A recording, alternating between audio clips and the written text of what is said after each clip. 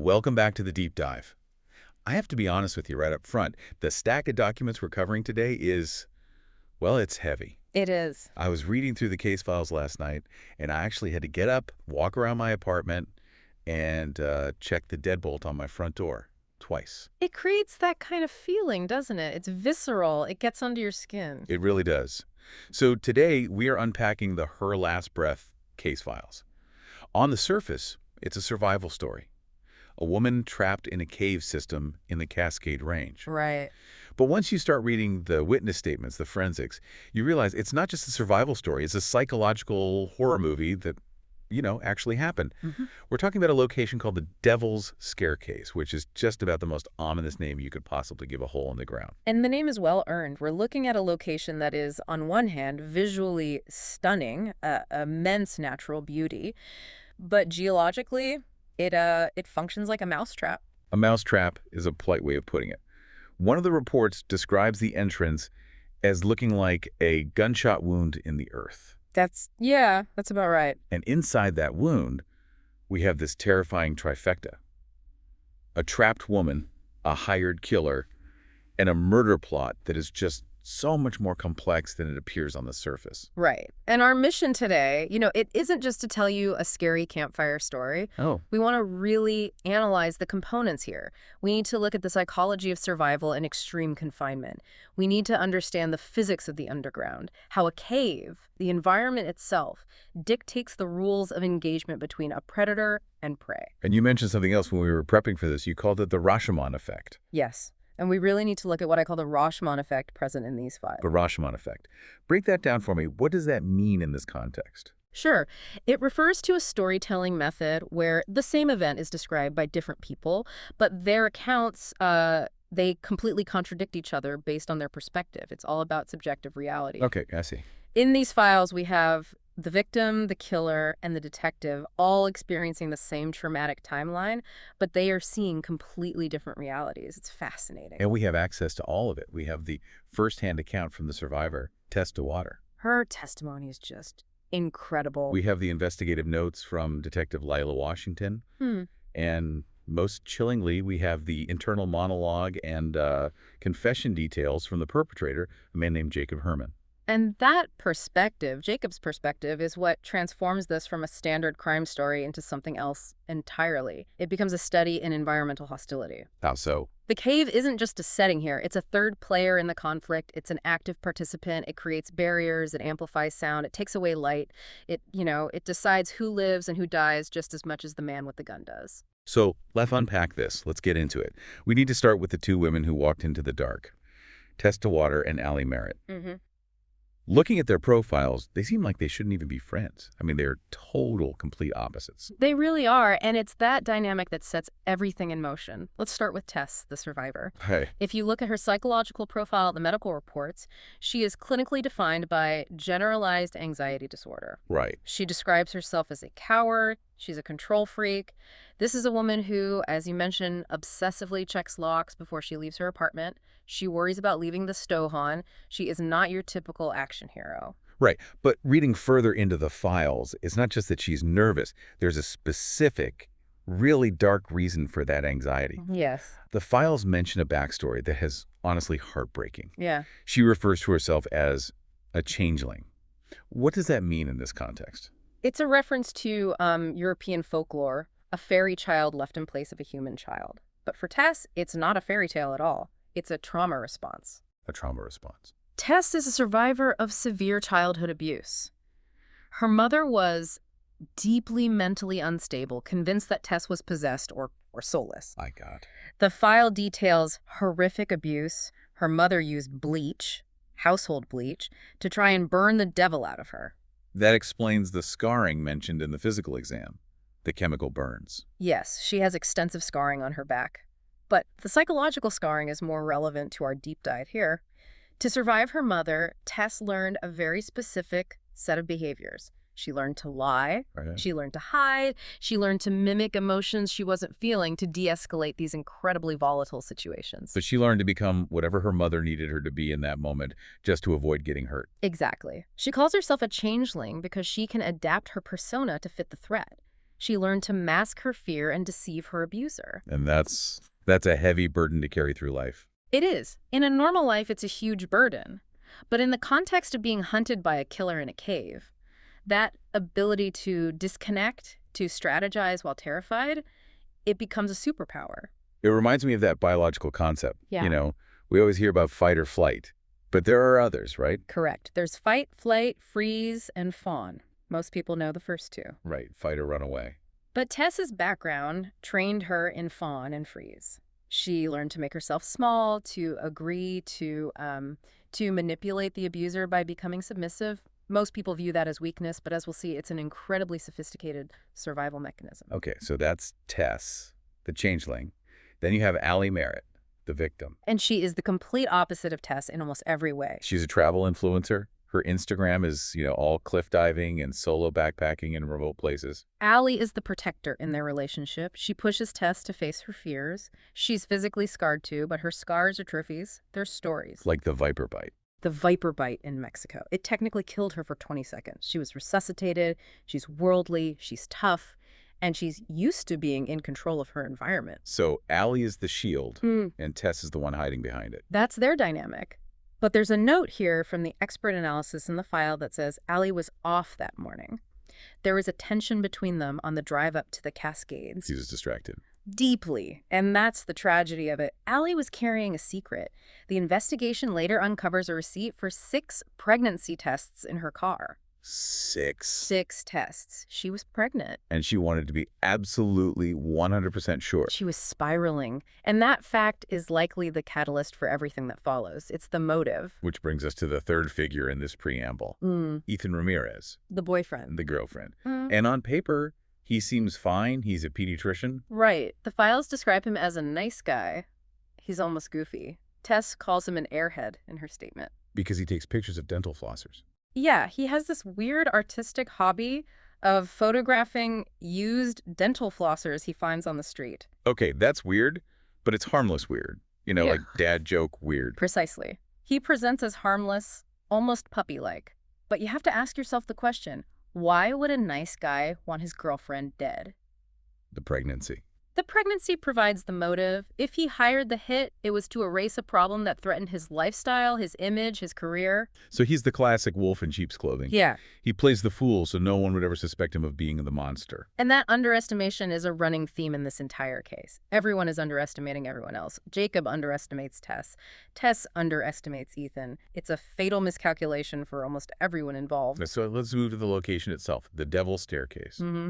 I've been spelunking once, a tourist thing with lights and a paved path. Oh, right. This is not that. This place sounds organic and not in a good way. It's an ugly place, geologically speaking. The entrance isn't some majestic archway like you see in photos. It's a hidden crack in the ground. It's a fissure. Like you could just fall into it. People have. The transition from the surface world, what cavers call the twilight zone, to the absolute dark zone is jarring. It's immediate.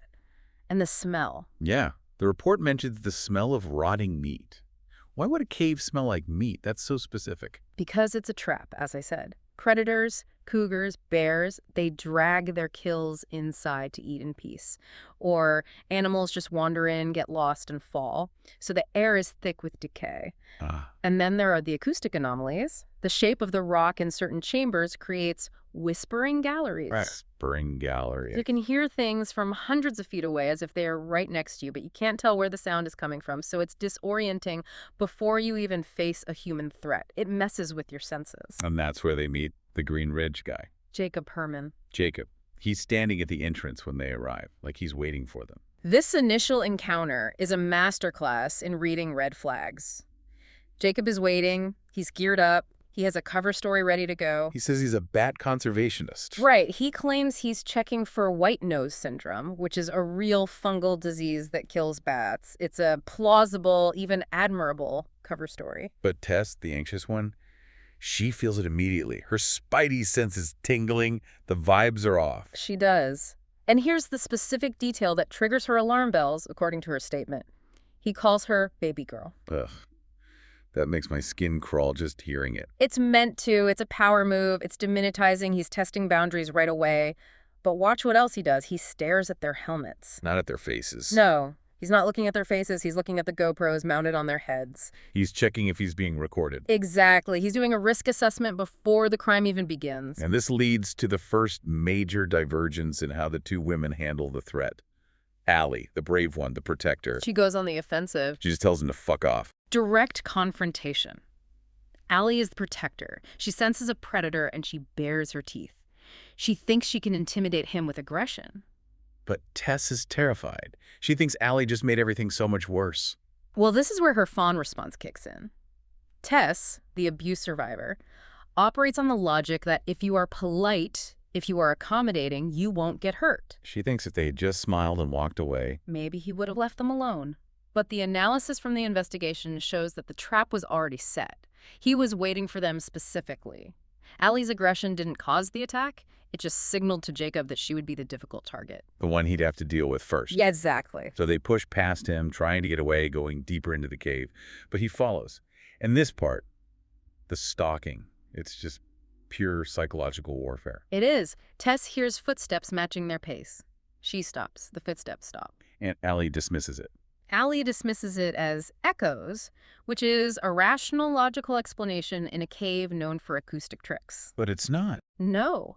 Tess's paranoia, her hypervigilance honed by years of abuse, is actually spot on. She is hearing him. And then they see the red glow. Right. They look up toward a high ledge on a formation called the Great Wall, and they see a single red light moving, pacing them from above. This is a detail I found so interesting. Yeah. Why red? I mean, it looks scary, sure, but Yeah. is there a practical reason for that? Absolutely. It's a specific tactical choice by the killer. It's all about preserving night vision. Okay, explain that. Well, the human eye has rods and cones, right? Rods are for low light vision, cones are for color. A bright white light from a normal headlamp it bleaches out the rhodopsin in your rods. It effectively blinds you to anything outside the main beam of light. You get tunnel vision. But red light doesn't do that. Red light doesn't trigger that reaction. It allows the user to maintain their peripheral vision in the dark, so he can see them in his beam, and he can also see the cave around him. While they, with their bright white lights, can only see what's directly in front of them. Exactly. He turns the cave into his personal dark room. He's hunting them, and he has a complete tactical advantage. Terrifying. So they panic, they start moving faster, and they reach the ambush point, the drain pipe. Also called Bishop's Crawl. Just the name. This is where the geography becomes the weapon. The drain pipe is a claustrophobic nightmare. It's a tube, maybe 2 to 3 feet wide, sloping downward. To enter it, you have to get on your belly and crawl. There's no turning back once you're in. It's what cavers and tactical teams call a fatal funnel. And Jacob corners them there. He cuts off their retreat. He creates an impasse. He blocks the only way out. And here is where the interaction shifts again. He tries to negotiate. A fake negotiation. Of course. He claims he just wants an apology for Allie telling him to F off. Then he demands they zip tie themselves. Which is obviously a lie. You don't bring zip ties and a gun for an apology. Precisely. And Allie knows it.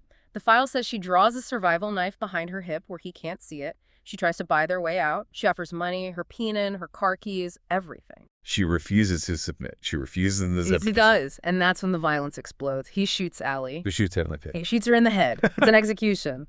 But, and this is so critical, Jacob makes a massive tactical error right here. A huge one. What's the error? He has the gun. He's killed the main threat. Physics.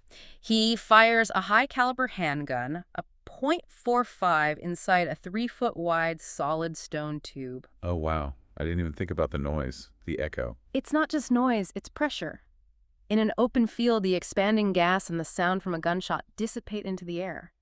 In a confined space like that, that shockwave has nowhere to go. It bounces off the walls, it amplifies. The overpressure alone is enough to rupture eardrums and cause concussive symptoms like vertigo. So by shooting Allie, he effectively flashbanged himself. He stunned everyone, including himself.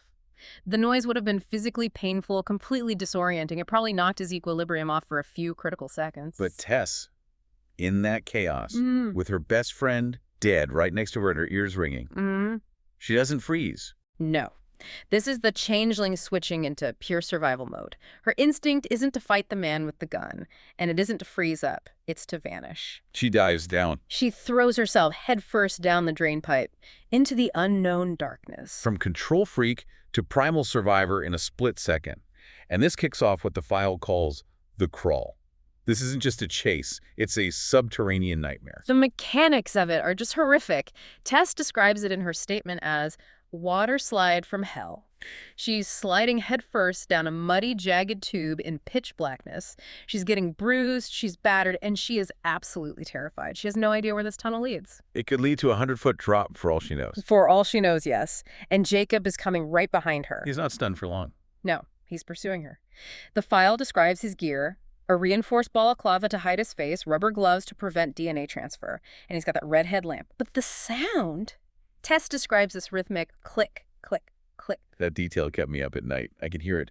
What is that sound? It's his knife, a K-bar combat knife. He's crawling on his hands and knees, holding the knife in one hand. Every time he plants that hand to move forward, the steel tip of the knife hits the rock. Click, click. It's an auditory countdown. It's like the shark fin in Jaws. You don't have to see him to know he's there. Exactly. He doesn't need to run. He just keeps coming at that steady, relentless pace. And he's taunting her. He starts reciting the rule of threes. 3 weeks without food, 3 days without water, 3 minutes without air. He's reminding her that even if she outruns him, the cave itself will kill her. He's trying to break her will. He wants her to stop running and just accept her fate. But she doesn't. She keeps going. And then she hits the obstacle, the cave in. And it seems like the end of the line. It really should have been. She hits a dead end. Almost. Tess encounters a boulder blocking the path. There's a gap, but it's tiny. The forensics team measured it. 12 inches. 12 inches. That's the size of a school ruler. That's barely wider than a human head. It's incredibly small. Most adults cannot fit through a 12-inch gap. But Tess has to try. She has to strip off her gear, her pack, her outer layers, and then she has to do something that goes against every single survival instinct you have. What's that? She has to exhale all the air Exhale? to compress her ribcage. She has to empty her lungs of air to make her chest small enough to squeeze through the rock. It's called breathing the rock. If she gets stuck while her lungs are empty, she suffocates in seconds. That is just a horrifying choice to have to make. But she does it. She forces herself through, scraping skin off her bones, and pops through to the other side. She made it. She's free. Not yet, because Jacob is a big guy. The report says 200 pounds, broad shoulders. He physically cannot fit through that gap. So she is safe. For a moment. But then she hears a new sound, a metal-on-metal squeaking. What is it? Jacob came prepared. He pulls a scissor jack out of his pack. A carjack. Who brings a carjack to a murder? Someone who plans for every contingency. Someone who knows the terrain. This demonstrates his mechanical ruthlessness. He wedges the jack in the gap and starts cranking it, trying to lift the boulder to widen the hole. He's not giving up. He's literally going to move the earth to get to her. And they end up face to face in this tube, separated by just this rock and a few inches of air. It's the scorpions in a bottle metaphor you mentioned. Exactly. They are close enough to touch. Tess actually stabs him in the face through the gap with a small knife she had. His mask, the balaclava, saves him from a serious injury, but it halts him. They're at a stalemate. Neither can strike effectively without exposing themselves in the narrow tunnel. And here's where it gets, for me, really interesting. The ruse. This is where Tess's psychology, her changeling ability, really shines. She realizes she has leverage. The GoPro. The GoPro. Yeah. She realizes her camera has been recording the entire time. It recorded his voice. It recorded the murder. It recorded the whole ambush. She holds the only evidence that can convict him. So they negotiate through the rock. Jacob offers a deal. Give him the footage, the memory card, and he leaves. He promises to just walk away and let her die in the cave on her own. Which is not a great deal. But it's the only one on the table.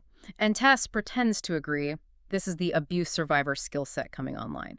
She deceives him. She feigns submission. She cries. She begs. She plays the part of the broken baby girl he thinks she is. She hands him a memory card through the gap. But it's a fake. She gives him a spare card from Allie's bag that's empty or just has, some hiking footage on it from a previous trip. She keeps the real one, the one with the murder, in the camera. Brilliant. It is. And the reveal is devastating. Jacob takes the fake card, crushes it under his boot, thinks he's safe, and then he takes off his mask. He reveals his face. He peels off that sweaty balaclava, and he grins at her through the crack. He admits he lied. He says, quote, "I don't leave jobs half done." He intends to kill her anyway. He thinks he's won. He thinks he's erased the evidence, and now he just has to wait her out or force his way through the rock. But he's actually just handed Tess the ultimate weapon. Now she has the murder on tape, and she has his face on tape, admitting his intention to kill her. She has outmaneuvered him intellectually, even if she is still physically trapped. Okay, let's pause the action in the cave for a second. While this incredible psychological chess match is happening underground, I want to shift gears to what's happening above ground. Section 6. The detective's perspective. Layla Washington. Layla Washington. She's a great character. She provides a necessary counterweight to the chaos. She's an aging detective, and she's dealing with her own private horror story. She's fearing cognitive decline. Yeah, the files mention she has moments where she forgets where she's driving. She'll be on the freeway and suddenly have no idea where she's going. That detail really struck me too. It's such a powerful parallel to Tess's situation. Tess is afraid of losing herself in the physical dark of the cave. Lila is afraid of losing herself in the mental fog of her own memory. And because of this perceived weakness, she feels sidelined by her department. Right. They send her to the hospital to babysit Tess, who has been rescued at this point in the timeline, while the younger, sharper cops work the actual crime scene. But Lila's the one who actually cracks it. She's the one who notices the mystery hand. Yes. In the preliminary forensics report, she finds a note about a bloody partial glove print on the back of Jacob's Jeep. But here's the kicker. The print is too small to be Jacob's hand. Too small. So, a woman's hand. Or just a smaller man. That's the question. It implies Jacob wasn't working alone at the scene. We know Ethan likely hired him. But was Ethan there? Or was it someone else? A cleaner? If there was a second person, it explains how Jacob could operate with such confidence. He had a spotter, a lookout. An accomplice. And Lila is the one who connects the motive. She finds the receipt. The pregnancy tests. She's the one who goes through Allie's car herself. When Layla reveals this to Tess in the hospital, it's a gut punch. Tess realizes she didn't know Allie as well as she thought.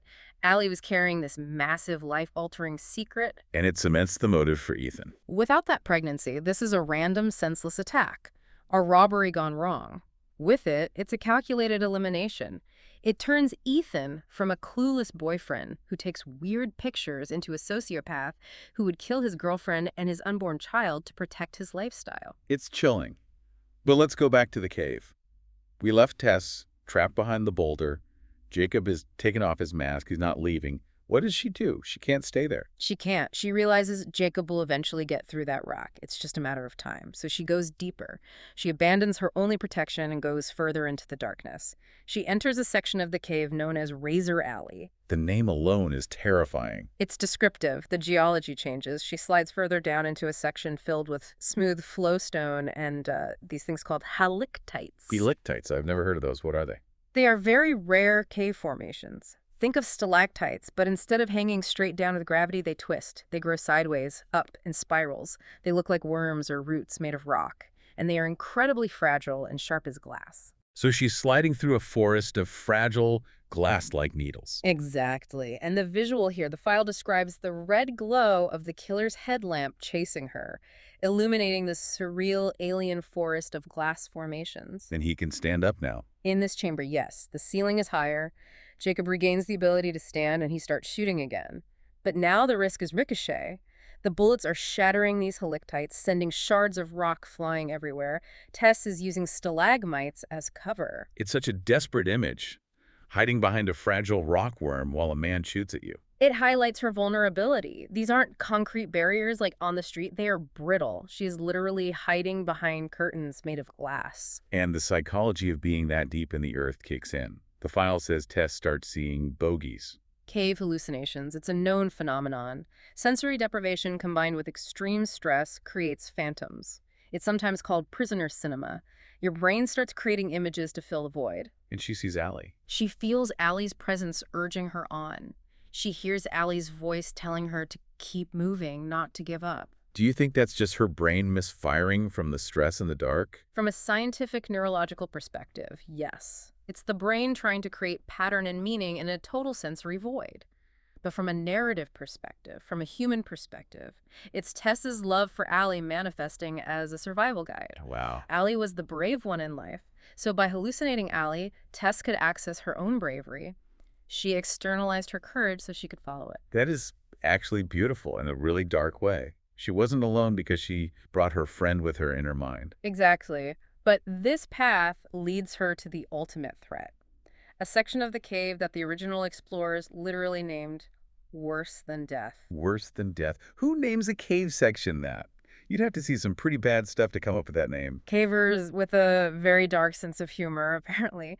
We were talking about tunnels narrowing to 10 inches. 10 inches. That's smaller than the last one. Much smaller.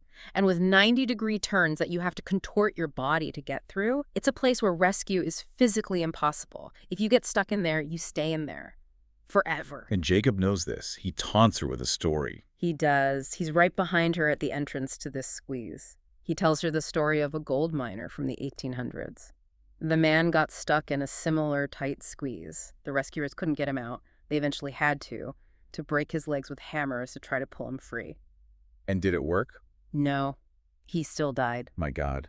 Why would he tell her that story? It's a psychological tactic. It's called future pacing. He's making her visualize a horrific, slow, painful future to force her to choose a different present, which is to surrender to him. He wants her to think, anything is better than that slow death, I'll take the quick bullet. But it backfires on him. Completely. Because Tess realizes that the miner's fate, as horrible as it is still a chance. It's a non-zero possibility of survival. Surrendering to Jacob is a certainty. 0 chance of survival. She chooses the non-zero chance. She said something incredible here in her statement. She looks back at him and says, I'm going to make you chase me through it. It's a reclamation of agency. It's pure defiance. It's pure spite. If I'm going to die in this hole, I'm going to make it as hard and as miserable as possible for you. Is that the sisu concept that's mentioned in the file? The Finnish term? That is the absolute definition of sisu. Sisu isn't about winning or optimism. It's about grit and determination in the face of utter hopelessness. It's about not quitting, even when the outcome is almost certainly death. Tess diving into a 10-inch squeeze is the ultimate act of sisu. She chooses the unknown horror of the earth over the known horror of the man. And she fits, because she's smaller, more slender. She fits. And Jacob, with his size, his broad shoulders, cannot follow. He is physically barred from the deepest parts of the earth. He's too big to enter hell. She beats him with geology. So, wrapping up here, the aftermath. The files we have end with the investigation still ongoing. Tess survived. She obviously made it out. Did she find another exit? She did. She crawled for what she thinks was days. She eventually found a chimney, a narrow vertical shaft, and climbed out into the sunlight. A hiker found her days later, suffering from dehydration and exposure, but alive. She survived to tell the tale. But the chase in the lower caves was a blur of adrenaline and hallucination. And Jacob? Gone. Vanished. He is presumed to have fled. But that mystery handprint on the Jeep implies he had help getting away. It all points back to Ethan, the pediatrician, doesn't it? It certainly seems to. And there's that final chilling detail about the song Jacob was singing in the cave. The man downstairs. It's an old country song. The lyrics are about the devil. He waits and he waits. Jacob sang it to scare her. But if you think about it, Ethan is the metaphorical man downstairs. He's the one waiting in the comfort and safety of his living room for the news that the deed is done. While Tess is fighting for her life in the mud and the dark. Exactly. You know, we started this deep dive by talking about Tess as a changeling, as a victim defined by her anxiety and her trauma. But she transformed down there, didn't she? It's a profound metamorphosis. She went into that cave as one person and came out as someone completely different. She stopped being the victim and became the survivor. She stopped being the changeling hiding from monsters and became the monster that the killer couldn't catch. It raises a provocative question for all of us listening. If you were trapped in the dark with a killer, what would you do? Would you bargain like Tess initially did? Would you fight like Allie? Or would you? Would you go deeper? And it forces us to ask that final question. Who is the real monster here? The hitman with the knife and the red light, or the smiling boyfriend who sent him? I think we know the answer to that. But I'll let you decide. Thanks for taking the deep dive with us. Stay safe and watch your step.